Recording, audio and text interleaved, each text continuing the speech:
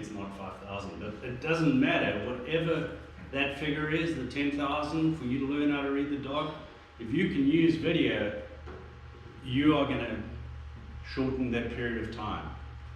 So you will learn to read the dog faster.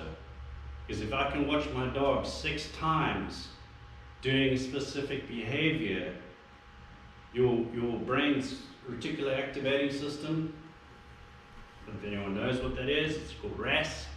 But basically what it is a pattern recognition thing.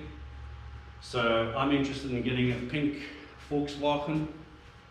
Okay, guess what? Next week, all I see is pink Volkswagens.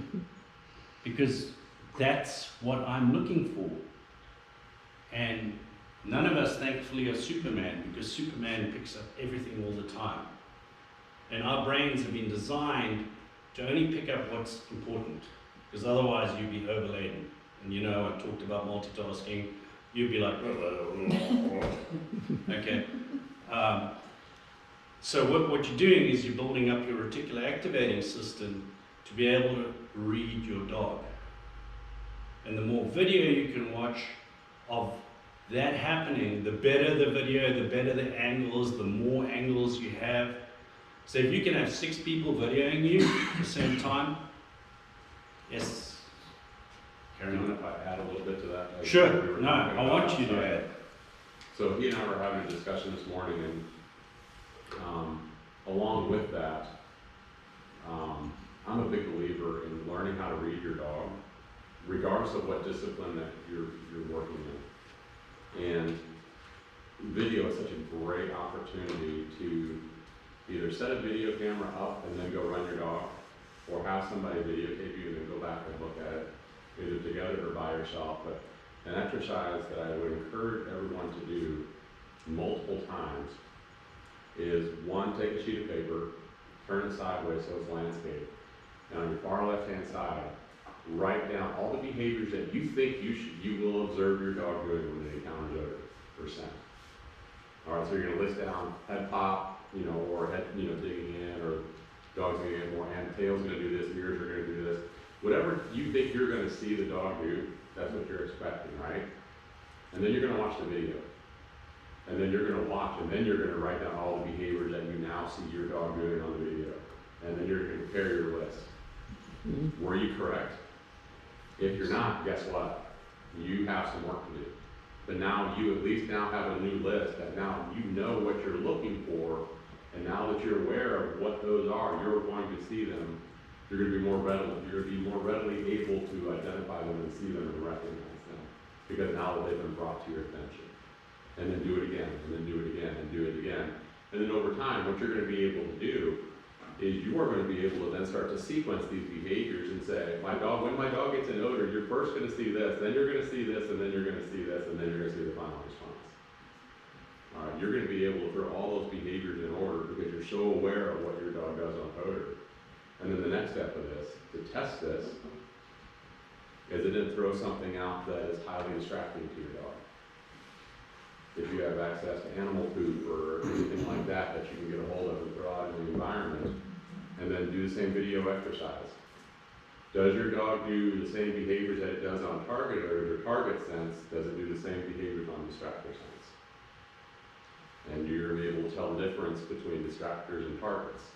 All right, and that's going to help you be a better handler too, because now you're going to say, no, he's just crittering over there because that's what he does on distractor odors, and then you're going to be able to, let's get back to work or do whatever you need to do to get your dog focused again and not let your dog have that and get back onto the task of finding that target.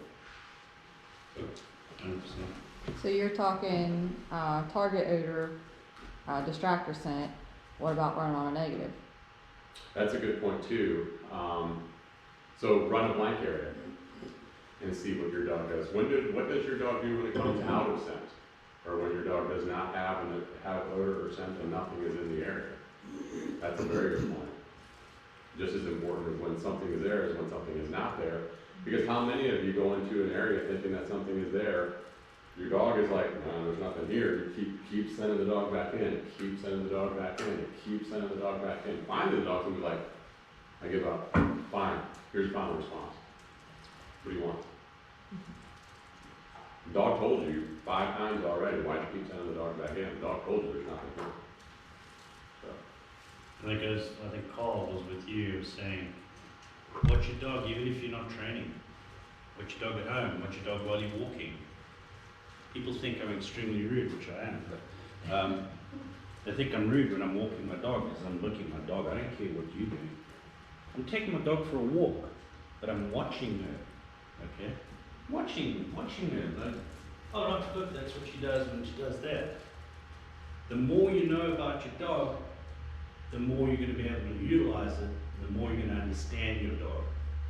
So, I mean, they are 60% of their brain or whatever is smell. We're not, so we need to learn as much about the dog as possible. So, watch your dog all the time. You know, it's watching you, so you watch it too. You never know, it might bite you in the ass. I'm joking. Before I forget, you're out in the field, going out, wear clothing that's going to protect you, okay? Gloves, glasses, okay?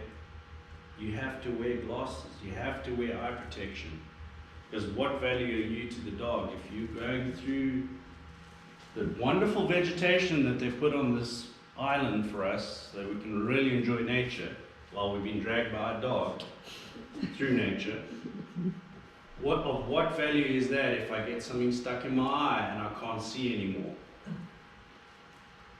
No value whatsoever. So wear glasses when you walk. When you're working with your dog, during training, all the time, I always put my glasses on so I have that muscle memory, so my eyes are protected. Because that's my most important sensory organ, my eyes. Cover yourself, cover your arms. Okay, wear gloves.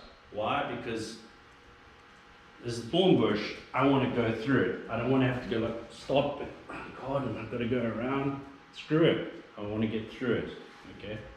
Even with this stuff on, you still get scratches, still come back and you've got blood, and people tell you, hey, you're bleeding. Oh, okay, really? Oh well. But wear the correct clothing for what you're doing when you're training. Don't wear tennis shoes. Don't, you know, whatever it is. Some people actually wear tennis shoes when they're, and whatever it is, but wear the stuff that's going to protect you while you're out there. And I really like the fact that you gave the dog some water and you drank a little bit. You put it away. Okay? Because again, if we're not hydrated, we don't think properly. So, you know, you're looking after the team, and that's good. So that's why you need a lot of water. Okay, that's that. I don't know if you want to mention it here, but you had talked about mentioning resending the dog too much. Resending the dog, yes.